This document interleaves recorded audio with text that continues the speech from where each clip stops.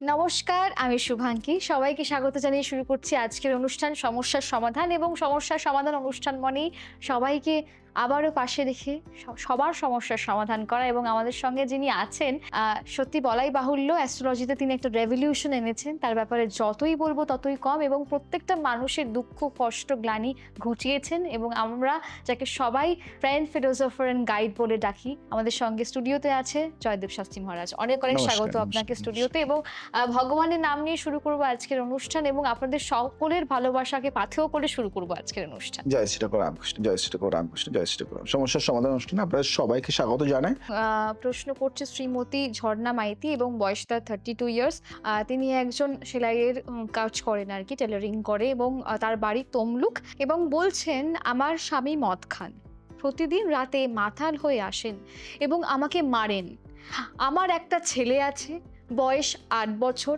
আমি চলে যেতে চাই কিন্তু যাব কোথায়? বাবার বাড়িতে জায়গা নেই, শ্বশুর বাড়ির লোক বলে আমারই দোষ। আমি কি এই নরক থেকে কোনোদিনও বের হতে পারবো? প্রশ্ন করেছে আপনার কাছ থেকে। সত্যি প্রথমে একটা কথা বলি, ঝর্ণা দেবী, আপনি বললেন নরক, এই শব্দটা আপনি ব্যবহার করছেন কারণ আপনি জানেন নরক কেমন হয়। প্রতিদিন রাতে একটা মানুষের আঘাত সহ্য করে পরের দিন সকালে ছেলেকে স্কুলে পাঠান, হাসি মুখে সেলাই করেন, কেউ জানে না আপনার শরীরে কোথায় ব্যথা আছে, কিন্তু আপনি আজ ফোন করেছেন। এই একটা সাহসে কাজ আপনার জীবন বদলে দেওয়ার শুরু।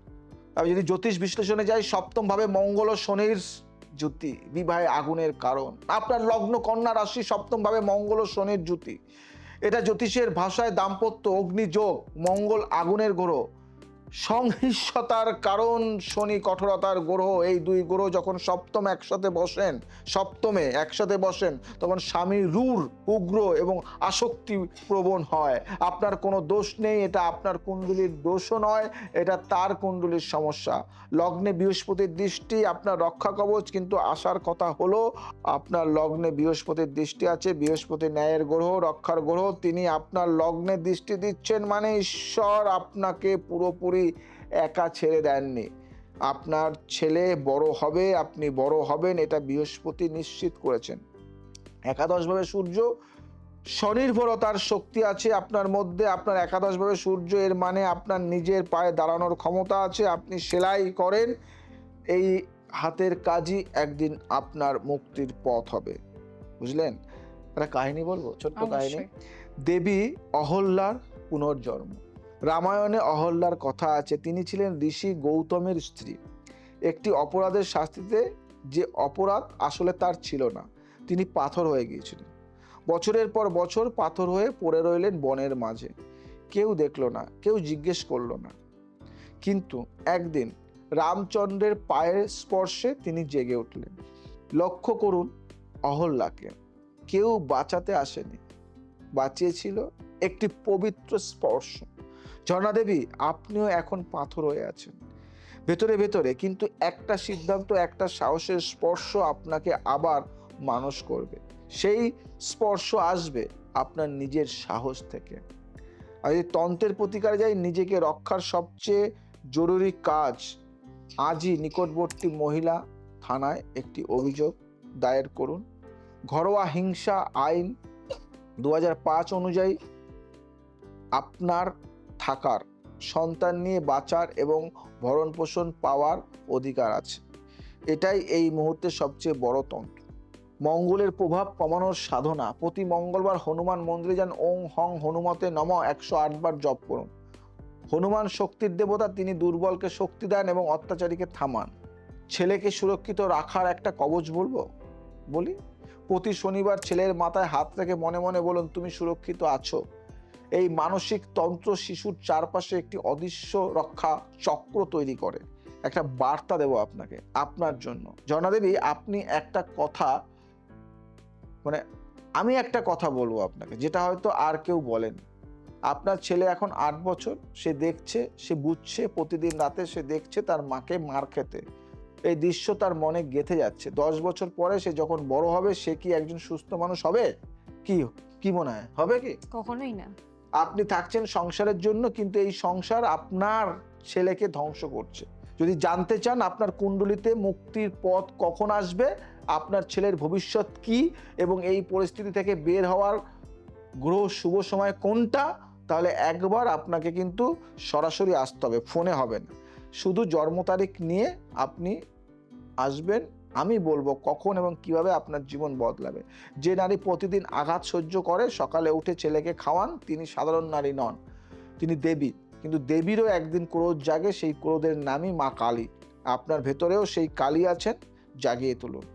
সত্যি খুব ভালো কথা বলেছেন এবং আজকে অনেক ব্যাখ্যা আমরা জানতে পারলাম এবং অনেক অজানা তথ্য যেগুলো আমরা জানতাম না সেগুলো আমরা জানলাম। বুঝতেই পারছেন, যার এত জ্ঞান তার সান্নিধ্যে অবশ্যই আমাদের আসা উচিত এবং যারা দীর্ঘদিন ধরে সমস্যায় ভুগছেন, যারা ভাবছেন অ্যাস্ট্রোলজি মানে শুধু ভণ্ডামি, সেই দিকটাকে কিন্তু উনি নষ্ট করে দিয়েছেন। এবং আজকে বলতে পারি আমরা ইয়াং জেনারেশনে অ্যাস্ট্রোলজি কেন বিশ্বাস করি, শুধুমাত্র ওনার জন্য, কারণ উনি একটা রেভলিউশন এনেছেন, সায়েন্সের সঙ্গে কিন্তু অ্যাস্ট্রোলজিটাকে খুব ভালো করে মিলিয়েছেন এবং সেটারই একটা বহিঃপ্রকাশ আমরা দেখেছি। ওনার অ্যাস্ট্রোলজি যে সেন্টারটা আছে, মানে জেডি অ্যাস্ট্রো কনসালটেন্সি একাডেমি যেটা আছে, সত্যি বলাই বাহুল্য আজকে বিশ্বে তথা ভারতবর্ষের সেরা সেরা একাডেমি, যেখানে সার্টিফিকেশন তো আমরা পাচ্ছি, কিন্তু একটা ছাদের নিচে সব কিছু আপনারা পাচ্ছেন। বাস্তু সাইন, পামিস্ট্রি পাচ্ছেন, নারীবিদ্যা পাচ্ছেন, নিউমারোলজি পাচ্ছেন, ট্যারোট পাচ্ছেন, তন্ত্র পাচ্ছেন, কি পাচ্ছেন না।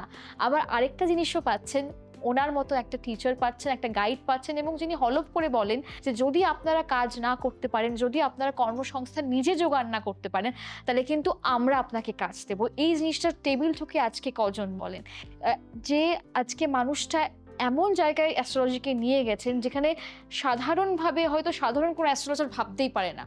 এবং দ্বিতীয়ত যেটা উনি করেছেন সেটা হলো অনলাইন কনসালটেন্সি, যেটা মানে গ্লোবালি প্রথম প্ল্যাটফর্ম আপনি তৈরি করেছেন, যেখানে বিভিন্ন হোয়াটসঅ্যাপ টুল, মেসেঞ্জার টুলের মাধ্যমে আপনারা অনলাইন ভিডিও করে বা ভিডিও কল করে বা মেসেজের থ্রুতে একটা অনলাইন মেম্বারশিপ প্ল্যাটফর্ম, যেখানে সারা বছর আপনারা কি কি করবেন, কি খেলে আপনাদের ভালো হবে, কি ড্রেস পরে গেলে, কি রঙের কালারের ড্রেস পরে গেলে আপনি আরও সাকসেস পাবেন, আপনার মিটিং আরও সাকসেসফুল হবে, সারা বছরেরটা আপনারা বলে দেন। মানে এটা কিন্তু এর আগে কেউ বার করতে পারেনি এবং এখন অনেক কপি হচ্ছে, আমি দেখতে পাচ্ছি অনেক পোর্টাল কপি করছেন। এবং সময় একদম শেষের দিকে যাওয়ার আগে আপনার থেকে কয়েকটি কথা শুনুন। একটা কথাই বলবো, আমি আজ নয় বহুদিন থেকে যেরকম প্রোগ্রাম করি বা যে কথা আলোচনা করি, অনেক কপি হয়, আমার ভালো লাগে। আমি রাগ করি না, কেন কপি করলে মানুষ জানতে পারবে তো ভালো কিছু হোক। এবং কপি করাটা খারাপ নয়, শেখানো, শিখতে চাইছে বা সে বলছে, বোঝাতে চাইছে, তো নতুন কিছু আমি আনার চেষ্টা করি। এবং আর একটা কথা বলি, আমার যে ইনস্টিটিউটটা হচ্ছে তা নয়, চলছে, সেই ইনস্টিটিউট যারা ভর্তি হতে চাইছেন কন্ট্যাক্ট করুন। JD astro academy, JD astro consultancy and academy, যেখানে কনসালটেন্সি হয় অনলাইন অফলাইন দুটোই সুবিধা আছে এবং সেখানে একাডেমিতে পড়ানো হয়। যারা শিখতে চাইছে 18 থেকে 80 সবাইকে এখানে শেখানোর সুবিধা রয়েছে।